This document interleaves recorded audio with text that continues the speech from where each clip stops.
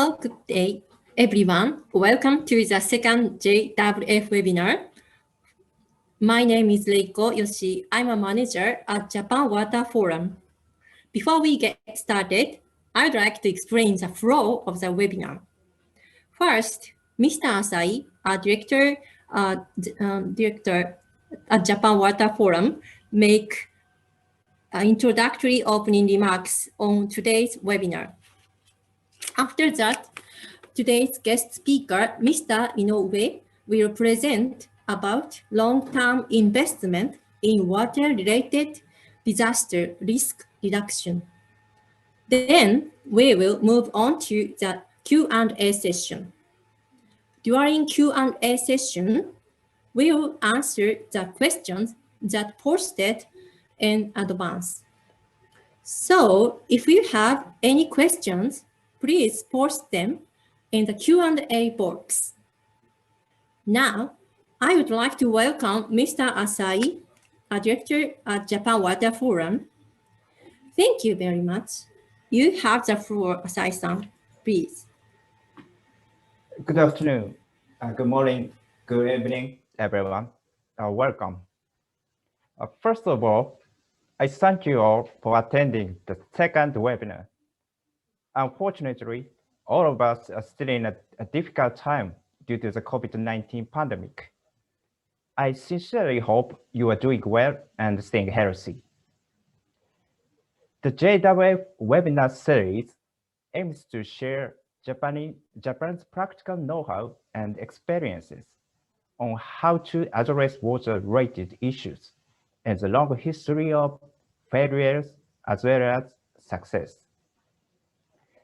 Due to the geographical and the climatological location, the people of Japan have been living with a variety of water-related natural hazards, often causing severe damage, such as human and economic losses, again in the long history. One of the biggest national challenges of Japan is definitely to reduce the risk of water-related disasters. Today's webinar, having a distinguished guest speaker from the MLIT, will highlight Japan's long-term efforts in this area, and also the ways to adapt future climate hydrological changes. I hope today's exchange and discussion will be a starting point leading our future collaboration towards a more sustainable, resilient, and inclusive society. Thank you. Thank you for your remarks. Now, let's move on to the introduction of today's speaker. Mr. Inoue Tomoo has been working for water and disaster management for more than 30 years. He joined Ministry of Construction in 1989 after completing the master's degree of civil engineering at Kyoto University. From October 2009 to October 2014, he served as a board of governors of World Water Council and contributed to the development of international discussion on water. Okay, let's welcome our today's guest speaker, Mr. Inoue. Mr. Inoue, the floor is yours. Good afternoon, ladies and gentlemen. I am Tomoo Inoue, Director General of Water and Disaster Management Bureau, Ministry of Land, Infrastructure, Transport and Tourism. We call it MLIT. So the background picture shows the logo and of MLIT. So I would like to add some information on the introduction of the Mrs. Yoshi-san. As you may know, some of you may know, I had been working for Japan Water Forum since 2008 to 2011. So at that time, I had been working for Asia Pacific Water Forum as well. So thank you very much for assisting and collaborating with Japan Water Forum. Today, I would like to explain the current situation of the world confronting of the water-related disasters. We have to tackle with climate change adaptation and to reduce the disaster risk. I would like to share my experiences and knowledge I have accumulated in Japan, and I would like to share the common strategy in the Asia Pacific region. Let me start my presentation.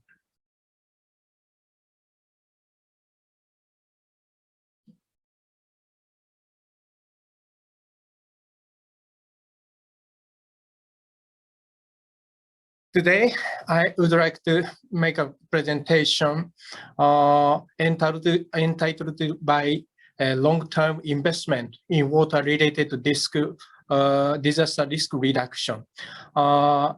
So I would like to focus on the government systems, like the governance, capacity building, and financing. Today, I would like to emphasize the one of three aspects, especially the investment financing. So because not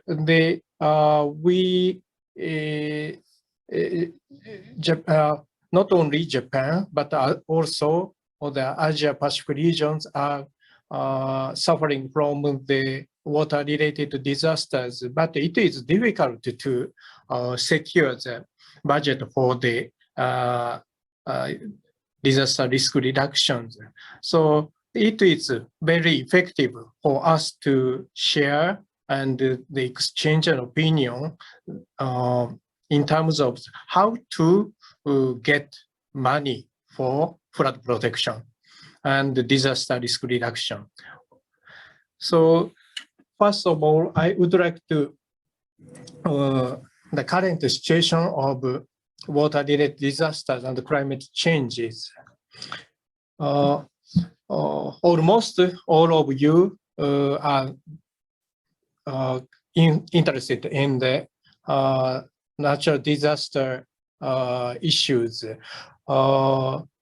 This figure shows that the trend of the number of events, natural disaster events, such as water-related disasters and geophysical disasters. Blue line and the green line shows that the water-related disasters. It has been increasing recently, gradually, and so the about 80% of the natural disaster are water-related disasters in the world. So, and then the percentage of the water-related disaster has become more and more. And then this figure shows that the same trend. It shows that the disaster events by types, the flood and storm among the water-related disasters are becoming increase. So large part of the water-related disasters are by flood and storm. So it is necessary for Japan and the Asia Pacific regions to focus on flood management, flood protection. This shows the effect of the water-related disasters in terms of the human loss, like the fatality, number of fatalities, and as well as the economic loss, affected areas, and also the economic damages. So economic losses has been increasing in recent 20 years. This this phenomena can be understood by the global warming and the climate changes. So it is necessary for the international community to tackle with the climate changes by two ways. One of them is climate change mitigation measures and climate change adaptation measures. So, so it is very necessary for the international community to carry out the climate change mitigation measures to reduce the carbon dioxide. But it is difficult to complete the reduction of the carbon dioxide. So that means the global warming is to be apparent, and so we have to consider the global warming to some extent, but it is possible for the international community to carry out the appropriate measures to adapt the climate changes. So the international community international community has adopted the Paris Agreement, and it entered into force in 2016. And Japan declared the to aim to realize a carbon neutral society by 2050. The G7 summit and the international community is emphasizing the target to be achieved.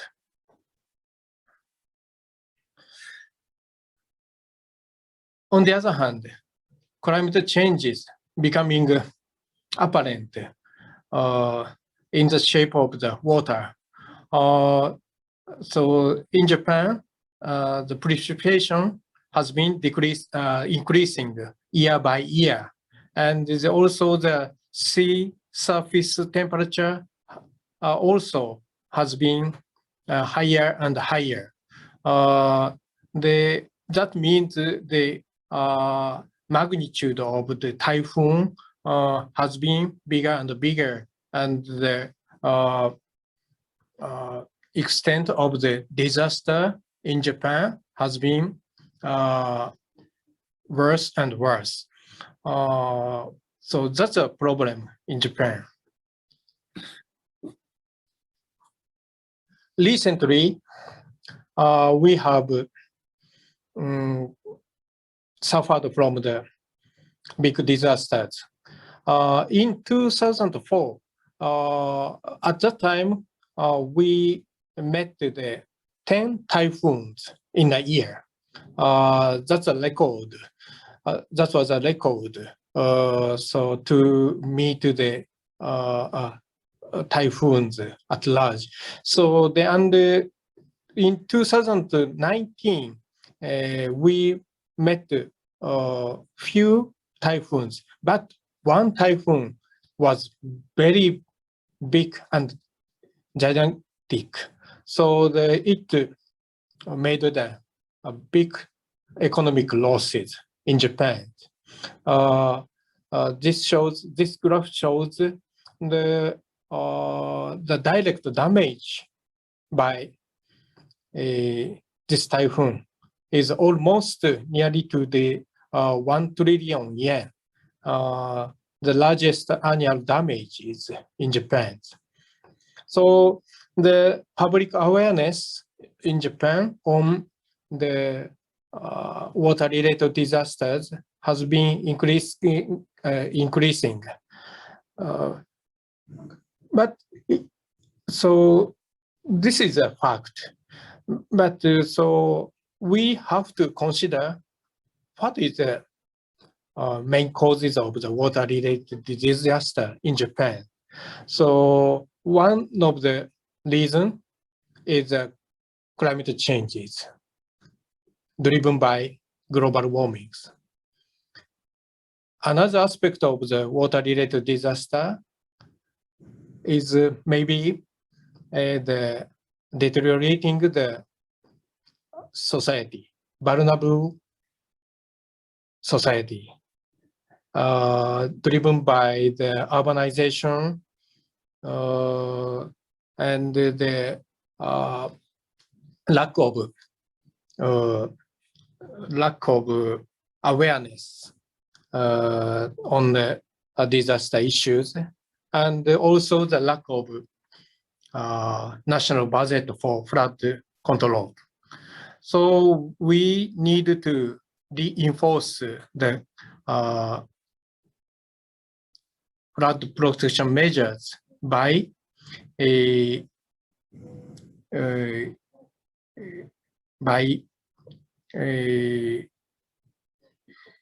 emphasizing the governance, capacity building, and finances.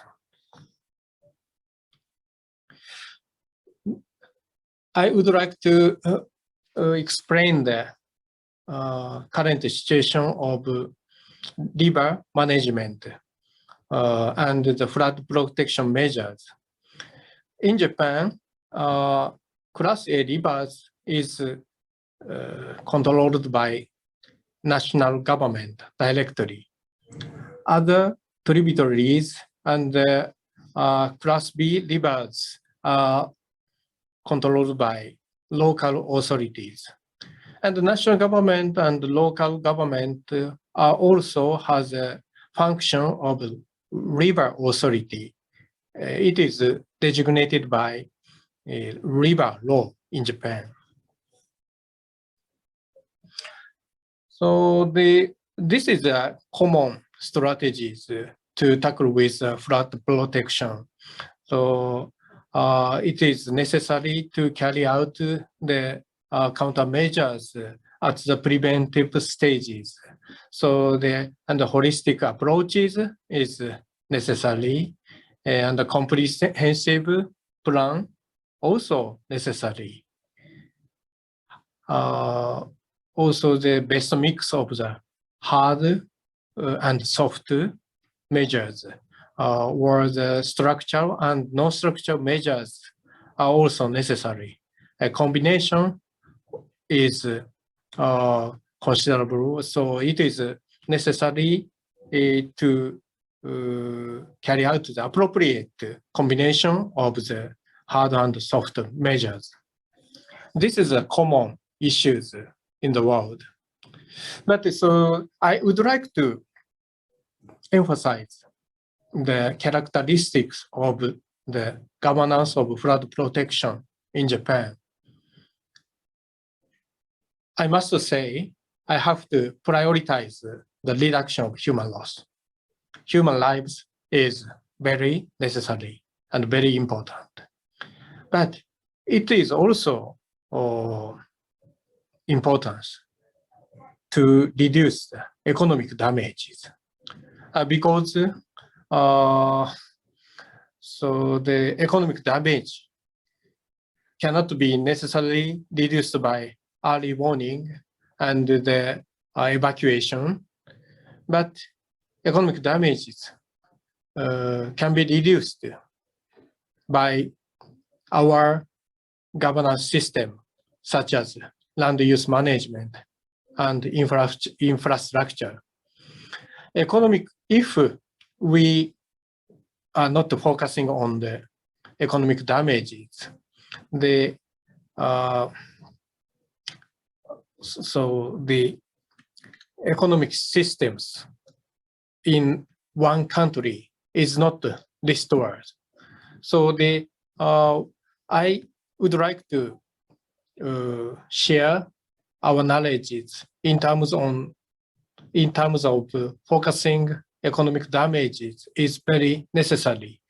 The pillar of governance for flood protection we have done in Japan is one, post-disaster restoration, second, land use management, and the third, the pre-disaster prevention measures. So there are many factors to reinforce the flood protection, but I would like to emphasize these 3 points. Oh, sorry about that. So it is very. You cannot see my presentation. So let me skip the presentation file. So this is our activities.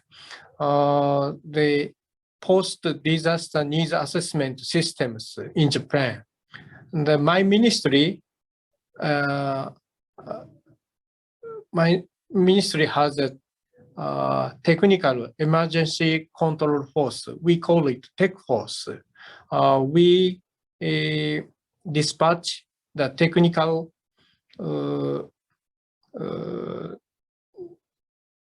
servants to the affected areas once disaster occurred to carry out the giving advices to the local authorities and to investigate the what kind of disaster has happened and what kind of quick recovery is needed. So the MLIT is mobilizing all of the resources to assist the local authorities. This kind of system has been installed for 11 years. This system has been very effective. So local authorities appreciated this system very well. And also in terms of the financial aspect, the recovery measures has been supported by the national government to the local government.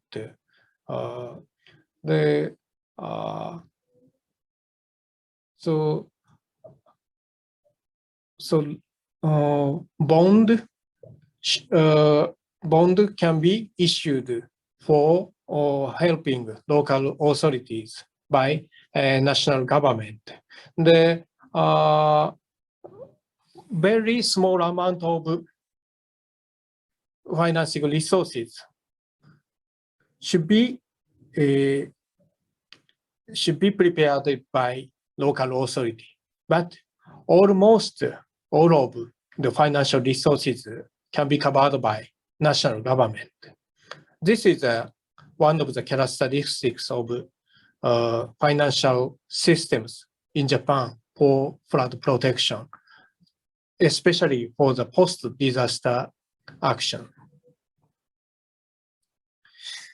And secondly, I would like to focus on the land use management.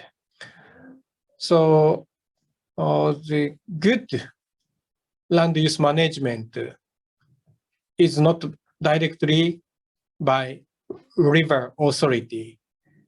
So it is necessary to collaborate with urban planning department or the local authorities. So one of the main function of the river authority to carry out the land use management is to provide the necessary information for land use management. So disaster, to show the disaster-prone areas is very important and effective. So the technically improved disaster-prone areas, like the inundation areas, can be very effective for land use management. The local authority can use this information to relocate the houses to the safer places, and this kind of measures can be supported by the national government. One of about half of project finance can be covered by national government. So this kind of combination is very necessary. And also the hazard map, which shows the inundation levels section by section, can be used for the evacuation, appropriated evacuation, how to set the evacuation center, shelter against the inundation areas. So how to manage the land use as well. So risk map is now implementing. So this is not the inundation map. So the risk levels can be installed. So it is very effective. I am now implement this kind of risk map to the all over Japan. So the third aspect of the national government, national resilience program, is to carry out the pre-disaster prevention measures, conventional measures, like the infrastructure development.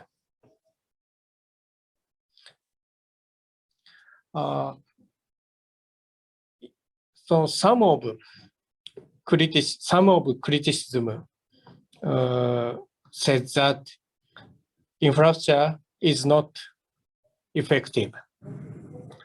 It is sure, once we construct the infrastructure, it is not effective the 1 or 2 days after the completion. So this shows that the 5 years old infrastructure was effective 2 years ago. So the long-lasting benefit of the preventive measures, the infrastructure, is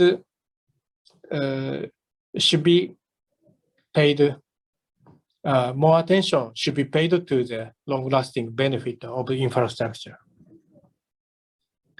So we need to secure the financial resources. It is necessary to make an investment plan. In Japan, we have 2 types of investment plan: long-term investment plan and mid-term investment plan. A long-term is over 100 years. The mid-term is about 30 years. The target of the midterm is 30 years. Let me skip this slide. I would like to focus on how to secure the investment for flood protection. This figure showed that the reduction of the number of fatalities by water-related disasters in Japan. The number of the fatalities has been dramatically decreased. So 60 years ago, we had more than 1,000 fatalities. But now we met about 10 to 100 fatalities in a year. So the human loss has been dramatically increasing. This is due to the financial investment for flood protection in Japan. But now the Japan has confronted the lack of financial resources for flood protection. I have to challenge it, to secure the budget for flood protection now. The economics, so I'd like to focus on the economic losses by water-related disasters. The economic losses has been staying constant for several years, but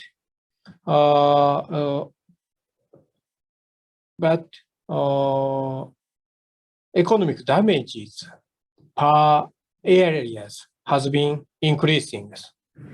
On the other hand, the inundation areas has been dramatically increasing. This is due to the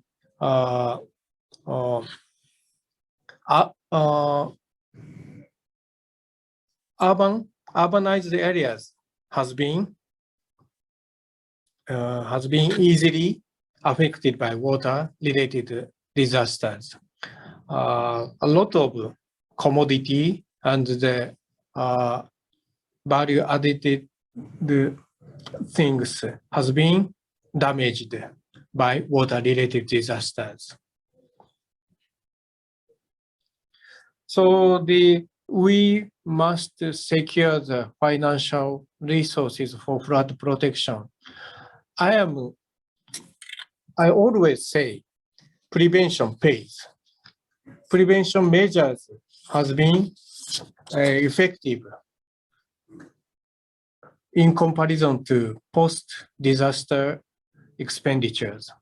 So prevention pays is a common word in the world. And then I am exploring this kind of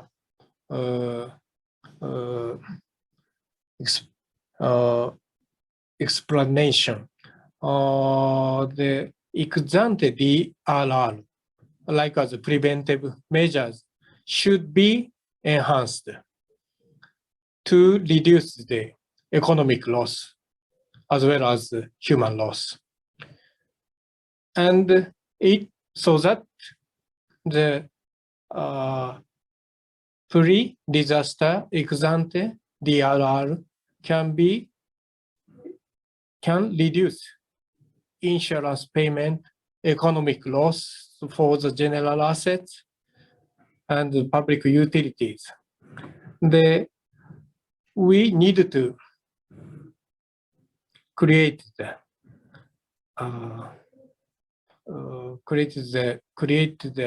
governance system to enhance the ex-ante DRR reinforcement.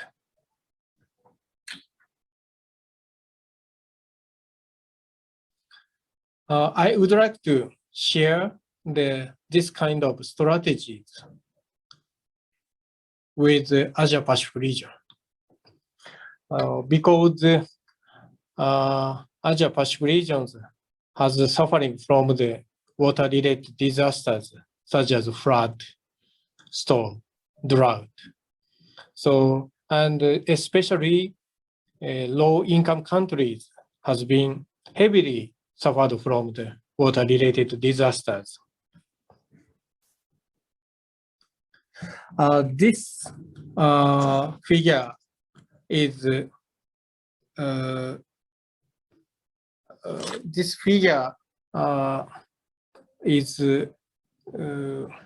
described by my colleagues, Dr. Ishiwatari in JICA. So this graph shows China has been reinforced financial investment recently dramatically. And India, Indonesia also reinforced financial resources recently. Japan has decreased financial resources for flood protection, but recently we increase gradually financial resources year by year.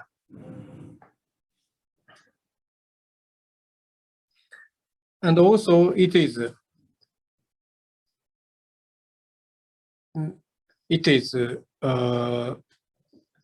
very important to secure the domestic financial systems. So the international community can assist the developing countries by providing the financial resources, but I think it is very important for each country to reinforce the domestic budget systems for flood protections. So this shows the SDG, water-related goals. And I would like to focus on the target 11.5 by 2030. Significantly reduce the number of deaths and the number of people affected, and sufficiently decrease the direct economic losses relative to global gross domestic product. So this means shows focusing on the economic loss is very important to restore the post-disaster situations. Human loss can be restored by early warning systems, any other evacuation systems. But it is very necessary for Asia Pacific region to reduce economic losses. This is a key point. So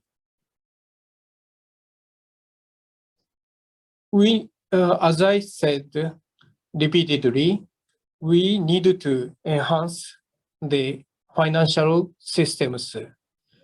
It is necessary evidence-based policy makings to collect data, to share the data, and to distribute the analysis of the data. So I would like to emphasize that each country should have mechanisms to monitor damages by disasters, to enable build back better, and to make long-term investment plans for disaster risk reduction and climate change adaptations. And also the ex-ante DRR, pre-disaster measures, and the climate changes adaptation measures is more important than ex post measures, post-disaster measures. So in this point, SDG target 11.5 is very necessary. This context, this concept is very necessary, and it should be shared by Asia Pacific regions.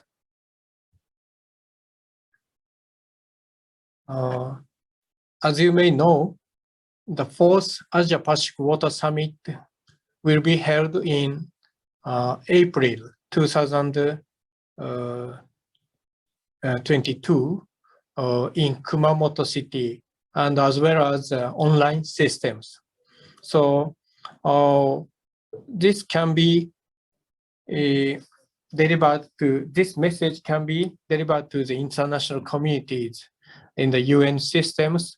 So in Asia Pacific regions, we bring our knowledge and experiences in the Water Summit and share our information and the intelligences, and to distribute our common strategies to the international community. I am really looking forward to seeing you in Japan and online systems to share our knowledge and experiences. Thank you very much.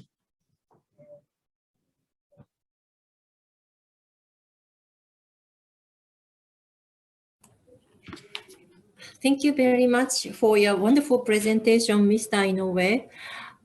So sharing information is very important, and so I also look forward to a meeting we all to have in the meeting with after APWS. Yes. So now we would like to move on to the Q&A session. First, let me ask a question about the flood control management, especially from the perspective of human life serving. According to your presentation, government should invest in maintaining infrastructure in the long run. However, the government in developing countries don't have enough money to maintain infrastructures for flood control. You have some tips for that, but is there any alternative way to reduce human suffering without spending a lot of money? Please. Thank you very much for your question. I must say, it is possible for us to reduce human losses, so to reduce the number of fatalities by providing the early warnings and some evacuation systems. But it is very difficult to reduce economic losses only by early warning system and evacuation systems. It is necessary to reduce the it is necessary to carry out the preventive measures for flood protections, such as infrastructure, levee, dikes, and dams, and some other infrastructures to reduce the risk levels to some extent. So that can be reducing the economic losses to some extent. As I said, it is necessary to consider what kind of risk mix we have to consider for the flood protections. It should be tailored country by country. So I must say, economic damages is one of the main focus points for flood protection. Thank you. Thank you very much. I understand very much. Okay, so now, Asai-san, are there any questions in the Q&A box? Yes, we have several questions from the participants. I pick up the question from the unfortunately anonymous person. The question is that with climate change, which means the risk could change much more, how do you calculate prevention of flood management cost? Mr. Inoue, could you answer this question or give any advice? Thank you. Thank you very much for your good questions. Yes, it is very difficult to estimate what amount of preventive measures is needed for the climate change adaptations. But now, it was difficult to show the Japanese approaches for climate change adaptations. So now we changed our investment plan to adjust for the climate change adaptation. So like the future precipitation levels can be exaggerated by 1.1 levels. So at that, then we can calculate what amount of preventive measures is needed for the future. So we, in this means, it is possible for us to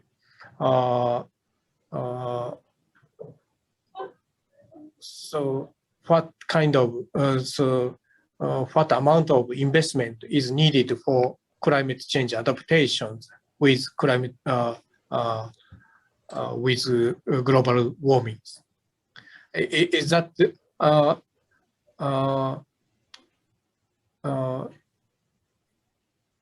am I right in understanding your question?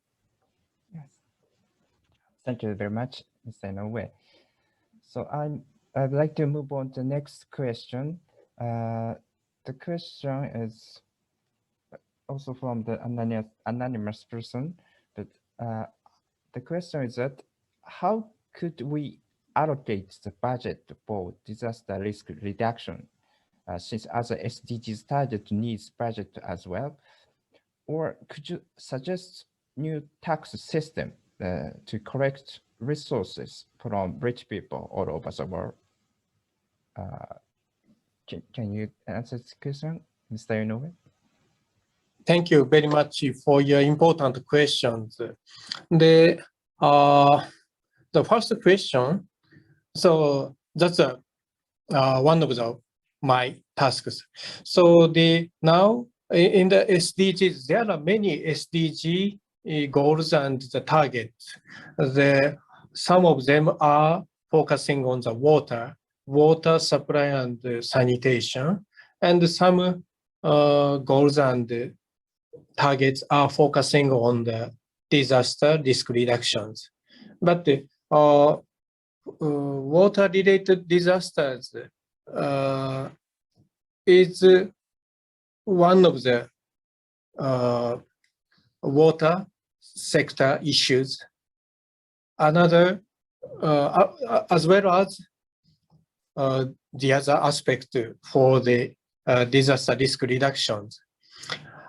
I would like to focusing the interdisciplinary approaches is very necessary. So I would like to emphasize the collaboration between the water sector and the disaster sector is necessary to focus on water-related disaster. This is my strategies. So this week, UN special mission on water-related disaster will be held. There are some very distinguished guests from water sectors as well as from disaster sector. This kind of opportunity is very effective to raise public awareness on water-related issues. And the second question, the new tax systems for the flood protection all over the world. So in Japan, I am going to introduce new tax systems. Now I am negotiating with the member of parliament to introduce a new tax systems. So the member of parliament suggested me to government should distribute the risk maps. So the so which areas are risky? This areas is not risky. So the urban development tax and other transaction tax can be installed to the land use management can be installed for tax systems. This is now consideration stages, but risk map can be effective to accelerate the tax systems. So the rich people can secure their houses and the properties. So that means the economic loss and damages can be reduced. So this kind of approach is necessary as well as flood protection measures. Thank you. Thank you, Mr. Inoue. Also, thank you very providing very important information. And the next question is from the Bu Chun Ang Chao. I'm sorry, I'm afraid that not a good pronunciation. But the question is that for regulations on development on hazardous zones in cities in Japan, it seems feasible for new or not yet very developed cities. However, for cities that have developed with assets and vulnerable areas already, what would be the strategy to reduce flood risk there? And also one more question from how to secure the financial resources for flood control in developing countries. We understand that invest in ex-ante measures will be more cost benefit. However, for low-income countries, they just don't have the financial capacities for implementing such measures. What will be the strategy for them? Mr. Inoue, could you give any good advice or suggestion? Thank you very much for very important questions. So first, I would like to answer the first question from you. Yes, the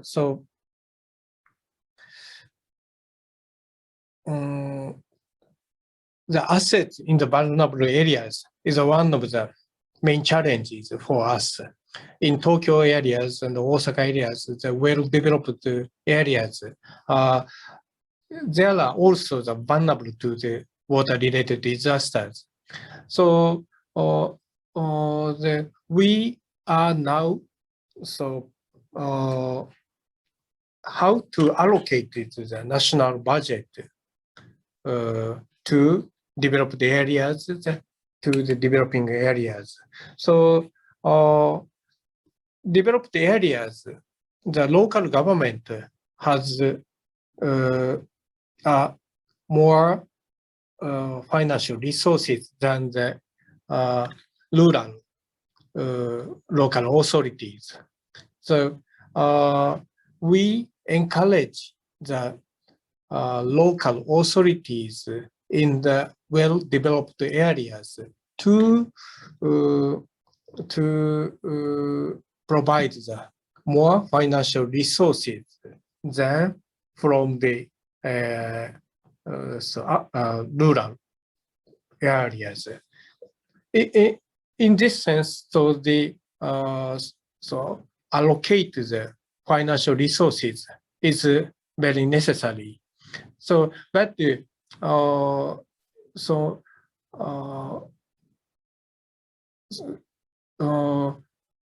and also it is easier to install the relocation projects in the rural areas. It is very difficult for the well-developed areas to install the relocation programs. So I am going to prioritize this kind of the relocation programs to the rural areas. So this kind of prioritizations and the allocation is very necessary for the national government. And the second question, yes, this is also one of my challenges.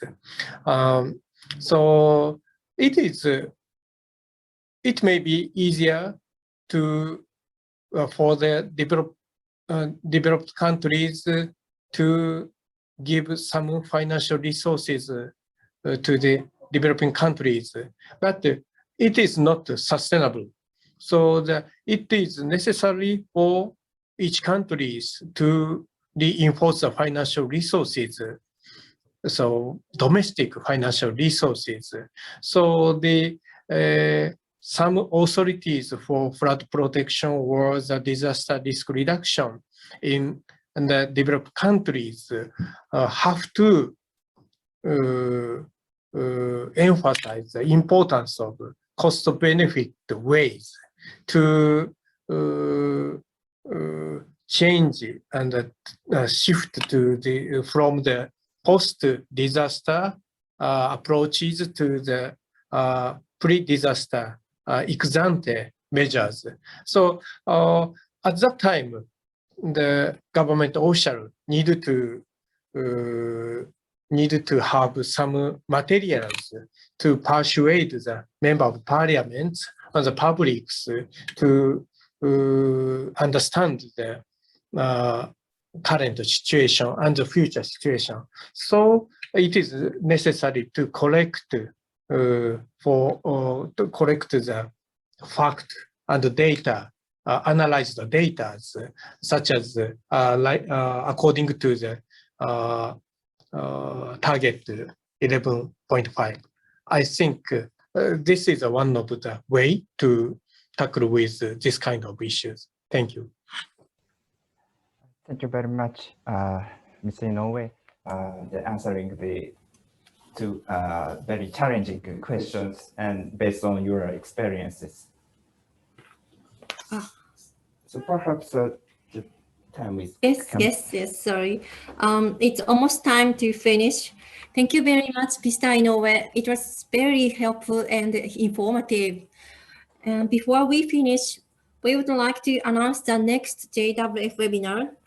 the next JWF webinar will be held on July 28th. Yes, a third JWF webinar, July 28th. Topic is Japan's experience in on-site wastewater management.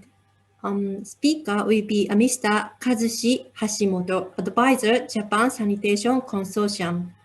So we look forward to welcoming you the next JWF webinar. All right. That's wrap up for today's webinar. Thank you again, Mr. Inoue. Thank you very much. The recording will be viewed on the website later. Last but least, it would be grateful if you could contribute to answering the questionnaire for improvement of our webinars. I appreciate your active participation. Thank you all, to all participants. We look forward to welcoming you again. Thank you so much. Thank you. Goodbye.